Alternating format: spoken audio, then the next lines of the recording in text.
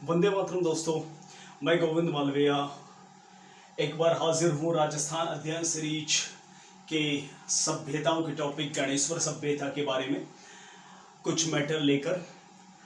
देखिए दोस्तों, इस मैटर को शुरू करने से पहले मैं आपको एक बात, छोटी सी बात बता देता हूँ।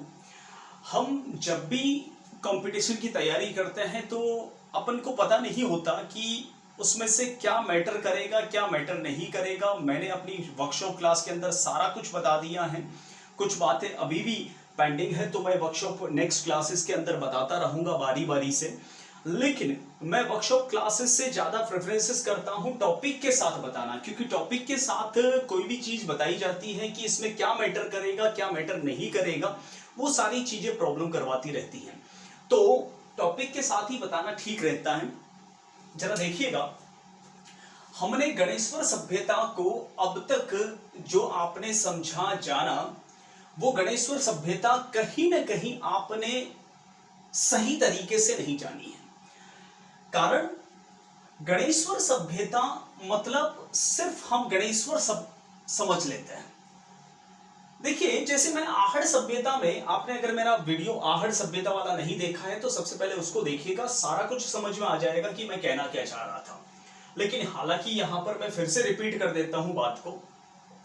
मान लीजिए आपको गणेश्वर,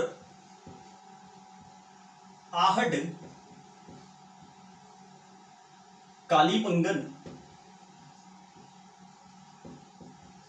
और बैराठ, ये 4 टॉपिक दे रखे हैं सभ्यताओं के सिलेबस के अंदर, ठीक है।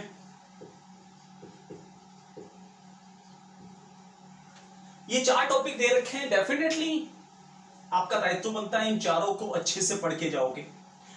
जरा सोचिए उन छात्रों के बारे में जो छात्र करीब 5 या 6 साल या 10 साल से तैयारी कर रहे हैं, या 2-3 साल से तैयारी कर रहे हैं।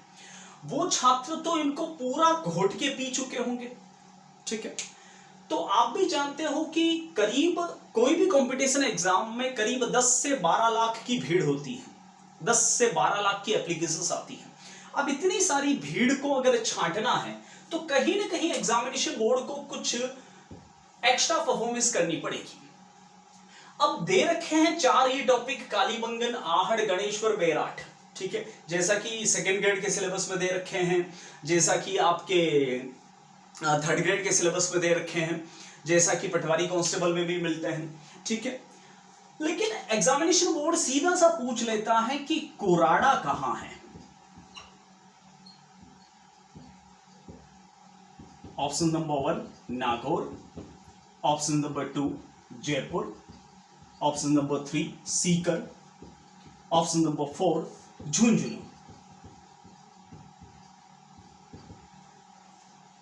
अब मुझे एक बात बताइए, सिलेबस में दे रखा है ये 4 सभ्यताएं और वो पूछ रहा है कि कुराड़ा कहां है, ठीक है।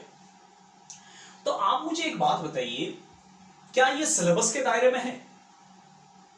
सीधे सीधे तौर पर सिलेबस के दायरे में नहीं दिखता। देखिए, दरअसल एग्जामिनेशन हॉल में जिन्होंने 2 या उससे अधिक कंपटीशन एग्जाम दे रखे हैं वो अच्छी तरह से जानते हैं। नहीं तो आपके आसपास में जिन्होंने ज्यादा कंपटीशन दे रखे हैं उनसे वेरीफाई कर लीजिएगा। उनका एक शब्द जरूर होता है और उस शब्द पे अब तक राजस्थान छोड़िए इंडिया में किसी ने डिस्कस नहीं किया कि एग्जामिनेशन बोर्ड, उन्हें भी पता है कि एग्जामिनेशन बोर्ड सिलेबस के दायरे में रहकर नहीं पूछता। करीब 30% क्वेश्चन सिलेबस से और दायरे से बाहर आते हैं। ऐसा लगभग आपने जो एग्जाम देने के एक्सपीरियंस होल्डर हैं उन कॉम्पिटिटर से जरूर सुना होगा। अब मुझे बताइए, अगर सिलेबस के दायरे से बाहर अगर एग्जाम में पूछना था तो सिलेबस दिया ही क्यों, पहली बात। दूसरी बात, अगर सिलेबस के दायरे से बाहर अगर सवाल पूछते हैं तो वो कॉम्पिटिटर कोर्ट क्यों नहीं जाता? छोटी छोटी बात के लिए आपको पता है कोर्ट में पब्लिक इंटरेस्ट लिटिगेशन, जनहित याचिका लग जाती है, ठीक है। आपने क्या कभी सुना कि कोर्ट में, हाई कोर्ट के अंदर, जोधपुर हाई कोर्ट के अंदर कभी सिलेबस को लेकर कोई क्वेश्चन चैलेंज हुआ हो? नहीं हुआ। क्यों? क्योंकि एग्जामिनेशन बोर्ड सिलेबस के दायरे में रहकर ही पूछता है। मेरी बात ऐसे लोगों को आसानी से समझ में नहीं आएगी जो कुछ हद तक मेरे वीडियोस के अंदर जलने की वजह से या पता नहीं किस वजह से कमेंट थोड़ा सा फोरेपन दिखाता है। कहीं ना कहीं वो या तो कोचिंग सेंटर के एजेंट हैं या फिर उनका खुद की दुकानें चलती हैं और उन्हें ये जो मैं क्वालिटी, हालांकि पिक्चर वाइज तो क्वालिटी और वॉइस वाइज क्वालिटी में इतनी अच्छी नहीं दे पा रहा हूँ, नो डाउट मेरे पास में संसाधनों का अभाव है, लेकिन पढ़ाने के मामले में कहीं ना कहीं क्वालिटी उनके दिल को दुखा रही है, इसलिए ऐसे कमेंट आते हैं। तो शायद उन लोगों की ये बात समझ में भी नहीं आएगी क्योंकि वो शॉर्टकट पढ़ने वाले लोग हैं, ठीक है। उनको ये भारी भरकम बातें समझ में नहीं आती, उनको समझ में तब आती है जब वो 10 साल तक लगातार मेहनत करने के बाद में जब उन्हें कुछ नहीं मिल पाता ना, तब वो ये उन्हें बातें याद आती है कि वास्तव में ये बात जो है वो सही है। देखिए ध्यान से सुनिएगा मेरी बात, मैं कहना क्या चाह रहा हूं। इन्होंने जैसे मान लो कुराड़ा पूछा, जबकि सिलेबस में ये 4 दे रखी है, ठीक है।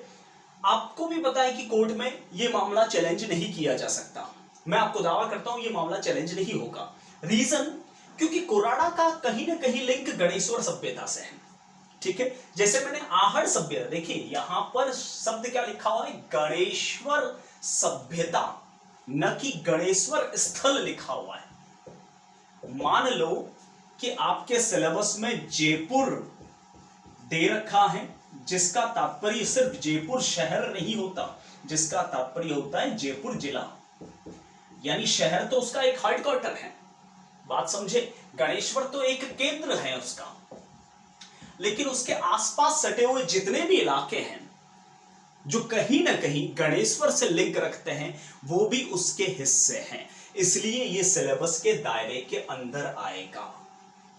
इसलिए प्रॉब्लम ये होती है कि बंदा गणेश्वर स्थल पढ़ के जाता है और एग्जामिनेशन बोर्ड गणेश्वर के आसपास के स्थलों से सवाल उठा देता है।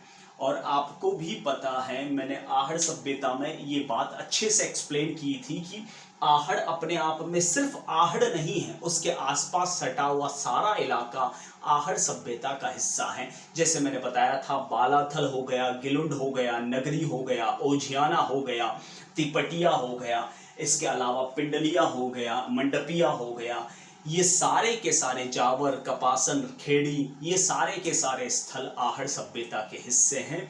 वैसे ही गणेश्वर सभ्यता का केंद्र भली गणेश्वर है, ठीक है, जो कि सीकर के नीम का थाना तहसील के अंदर है। भली गणेश्वर इसका केंद्र है, लेकिन उसके आसपास सटे हुए इलाके जैसे कोराड़ा भी उसी का हिस्सा है, मैं बताऊंगा कैसे। सोनारी भी उसका हिस्सा है, जोधपुरा भी उसका हिस्सा है, रेवासा भी उसका हिस्सा है,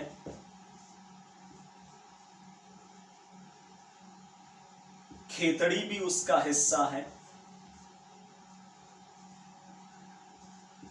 तिपटिया भी उसका हिस्सा है। ये सारे के सारे गणेश्वर सभ्यता के ही हिस्से हैं। कैसे? एक मिनट।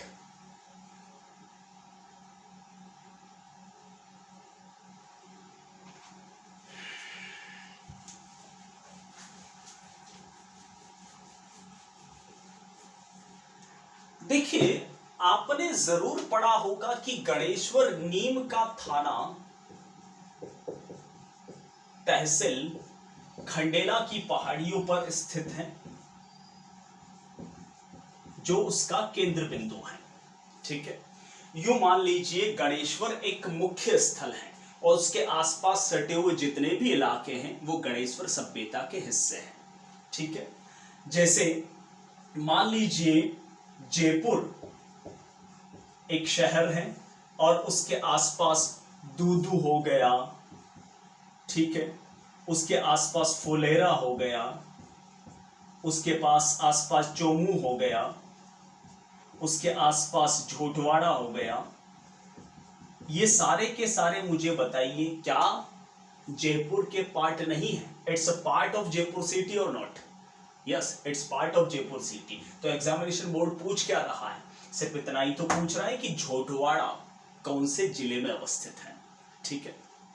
ध्यान दीजिएगा, क्यों मैं इस सभ्यता का हिस्सा मान रहा हूं और क्यों एग्जामिनेशन बोर्ड पुरातत्व विभाग गणेश्वर को केंद्र मानकर इन स्थलों को भी गणेश्वर का ही हिस्सा मानते हैं। रीजन सुनिए, आपने सुना होगा, पढ़ा होगा कि गणेश्वर जो है वहां भारी मात्रा में ताम्र सामग्रियां मिली हैं। क्या क्या मिला है मैं बाद में जिक्र करूंगा इसका। आपको पता होगा कि गणेश्वर में भारी मात्रा में तांबे की सामग्रियां मिली हैं। लोटे, कटोरे, थालियां, पराते, तीर, कमान, बाण, सब कुछ यहां पर तांबे के हैं, चाकू, छुरे वगैरह। इसलिए आपने सुना होगा कि गणेश्वर को ताम्र जननी कहते हैं। ताम्र जननी या ताम्र संचयी संस्कृति कहते हैं, यानी तांबे को संजो के रखने वाली संस्कृति। तांबे की माता कहा जाता है गणेश्वर को। ठीक है, तो ये सारी तांबे की सामग्रियां आप मुझे बताइए, क्या सिर्फ गणेश्वर से मिली हैं? जी नहीं। आखिर में आप मुझे बताइए कि खेतड़ी के झुंझुनू से ही तांबा निकला। गणेश्वर में तो तांबा नहीं निकलता था, तो क्या खेतड़ी का संबंध गणेश्वर से नहीं है? बिल्कुल है। तो क्या गणेश्वर का हिस्सा नहीं है खेतड़ी? बिल्कुल है। कोराड़ा से भी गणेश्वर की तरह ही ताम्र सामग्रियां मिली हैं भारी मात्रा में। जितनी आप सामग्रियां देख रहे हो वो सारी की सारी गणेश्वर से नहीं मिली हैं, कोराड़ा से भी मिली हैं। कोराड़ा है नागौर में, ठीक है। सोनारी है झुंझुनू में, और झुंझुनू के सोनारी से भी ताम्र सामग्रियां मिलती हैं। जोधपुरा है जयपुर में, और यहां से भी ताम्र सामग्रियां मिलती हैं। रेवासा है सीकर में, यहां पे भी ताम्र सामग्रियां मिली हैं। यानी एक तरह से गणेश्वर सभ्यता का दूसरा नाम ताम्र संस्कृति भी है, क्योंकि इसे क्या कहते हैं? ताम्र संचयी संस्कृति या ताम्र जननी संस्कृति। देखिए दोस्तों, पढ़ो तो अच्छा पढ़ो और ढंग से पढ़ो, अन्यथा पढ़ो ही मत। शॉर्ट ट्रिक, चुटकियों में प्रश्न सॉल्व करने की टेक्निक्स। देखिए शॉर्ट ट्रिक्स मुझे आखिर में, मैं नहीं चाहता था कि इतने बड़े प्लेटफॉर्म पे मैं किसी के बारे में कोई कमेंट करूं, लेकिन मुझे कुछ हद तक पिछले वीडियो में एक बंदे ने मजबूर कर दिया कि मैं ऐसी बात करूं, क्योंकि मैं एक कोच हूं और कोच का काम होता है आईना दिखाना, सही दिशा दिखाना। जो मैं कर रहा हूं अपना दायित्व भली भांति समझता हूं, पिछले 8 सालों से पढ़ा रहा हूं, पता है मुझे कहां कौन सा कैसे सवाल आता है, ठीक है। और इतने बड़े प्लेटफॉर्म पे अगर मैं बात कर रहा हूं तो कहीं ना कहीं बात में दम है, ऑथेंटिक है, ठीक है। और मेरा तो जन्म ही इतिहास में ही हुआ है, ठीक है। ताम्र जननी या ताम्र संस्कृति कहते हैं आधा अधूरा ज्ञान और शॉर्ट ट्रिक वाला ज्ञान। देखिए शॉर्ट ट्रिक क्या होता है? एक कच्चे धागे की मोतियों की माला होती है और एग्जामिनेशन हॉल से जस्ट पहले टूट जाती है, और सब सब्जेक्ट में इतनी शॉर्ट ट्रिक्स हो जाएगी तो फिर आदमी ट्रिक ही बन जाएगा। और सब सब्जेक्ट में इतनी ट्रिक्स याद करो, इससे तो अच्छा कंटेंट को ही अच्छे से समझ लो ना, क्या प्रॉब्लम है। और शॉर्ट ट्रिक से मुझे तो नहीं लगता कि एडमिनिस्ट्रेटिव सर्विस जैसे एग्जाम पास होते होंगे। खैर, ये सारे गणेश्वर सभ्यता के हिस्से हैं। तेपट्टियां भी है नागौर में, ये भी गणेश्वर सभ्यता का हिस्सा है। इनमें से बहुत सारे स्थल आपने सुने तक भी नहीं होंगे, ठीक है। गणेश्वर सभ्यता में इसको ताम्र संचयी संस्कृति या ताम्र जननी कहा जाता है, तांबे की माता कहा जाता है। एक और नाम बता दूं मैं आपको, कोराड़ा को गणेश्वर की बहन कहा जाता है। क्यों कहा जाता है? क्योंकि गणेश्वर के बाद सबसे ज्यादा तांबे की सामग्रियां जो हैं वह कोराड़ा से प्राप्त हुई। यानी एक तरह से गणेश्वर तांबे की जननी है और कोराड़ा उसकी बहन है, तो ये तो मौसी हुई, कोराड़ा मौसी, सॉरी मजाक कर रहा हूं। खैर, गणेश्वर से बहुत सारी चीजें प्राप्त हुई हैं, जैसे कि यहां पर तांबे का बाण और तांबे के धनुष और बाण यानी तीर और धनुष और चाकू छुरे भारी मात्रा में मिलते हैं। इसके अलावा यहां से मछली पकड़ने का कांटा मिला है। इसके अलावा गणेश्वर से जो है वह पत्थर से निर्मित विश्व के सबसे प्राचीन बांध मिले हैं। बांध, डैम समझते हो ना, वो भारी मात्रा में मिले हैं। ठीक है, अब गणेश्वर की नदी की बात करें, जो अक्सर लोग पहले बता देते हैं, मैंने बाद में बता रहा हूं, कोई फर्क नहीं पड़ता। खैर, यह कांतली नदी के किनारे पड़ता है, जो अंतःप्रवाही नदी है। ठीक है, जहां तक गणेश्वर के खोजकर्ताओं का सवाल है, तो गणेश्वर की जो खोज है वह 1972 से 77 के बीच में प्रोफेसर रतन चंद्र अग्रवाल ने की। उसके बाद में 1981 के आसपास प्रोफेसर विजय कुमार ने की, विजय कुमार घोष। ये पुरातत्ववेत्ता है गणेश्वर से रिलेटेड। दोस्तों, इससे ज्यादा गणेश्वर से आपका मैटर एग्जाम में नहीं करेगा, दैट्स इनफ। आपको थोड़ा सा रैंकिंग वाइज बता देता हूं मैं। कालीबंगन एक ऐसा टॉपिक है जिसके एग्जाम में 90% आने की संभावना रहती है। उसके बाद में मैं अगर रैंकिंग दूं तो बैराट है, जिसके एग्जाम में आने की 60% संभावना रहती है। उसके बाद में आहड़ है, उसके एग्जाम में आने की 40% संभावना रहती है। और उसके बाद में है गणेश्वर, जिसके एग्जाम में आने की 10% संभावना रहती है। तो उसी हिसाब से भी हम पढ़ें तो भी गणेश्वर इतना डीपली मैटर नहीं करेगा, लेकिन इन छोटे छोटे स्थलों से थोड़ा सा अलर्ट रहिएगा। मुझे पूरा अंदेशा है कि यहां से ये खींच के सवाल मारेंगे जैसे गाल पे थप्पड़ आया हो, जो अक्सर होता है। खैर, गुस्सा मुझे आता नहीं, लेकिन आता है तो बहुत जल्दी ठंडा नहीं होता। और इसलिए भी आता है क्योंकि कुछ लोग पता नहीं किसके एजेंट है। चलिए, एक महत्वपूर्ण चर्चा फिर से मुझे करनी थी, और वो चर्चा ये है कि मैं, जैसा कि आपको काफी वीडियोस से बता रहा हूं, कि 1 जुलाई से 7 जुलाई के बीच में भारत वन मंत्रालय द्वारा वन महोत्सव कार्यक्रम मनाया जा रहा है, जो हर साल मनाया जाता है 1950 ईस्वी से। ठीक है, हमारा आजाद फाउंडेशन जो है, उन्होंने भी एक लक्ष्य रखा है 5 लाख वृक्ष लगाना 1 जुलाई से 7 जुलाई के बीच में।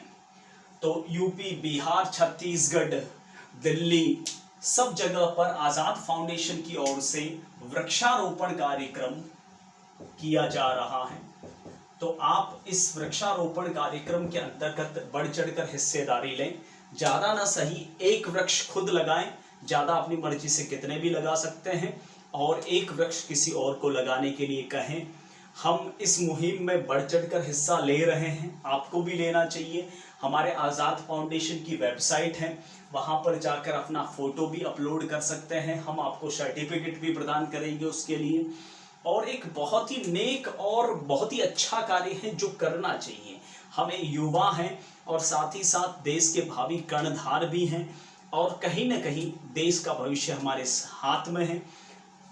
बहुत सुकून मिलेगा, आप करिए, बहुत अच्छा लगेगा, करना भी चाहिए। तो उम्मीद है कि आप इस हमारी मुहिम में पूर्ण सहयोग प्रदान करवाएंगे। फिलहाल के लिए इतना ही। मैं आपसे विदा लेता हूं और मिलता हूं इतिहास के अन्य पन्नों के साथ। तब तक के लिए जय हिंद, वंदे मातरम।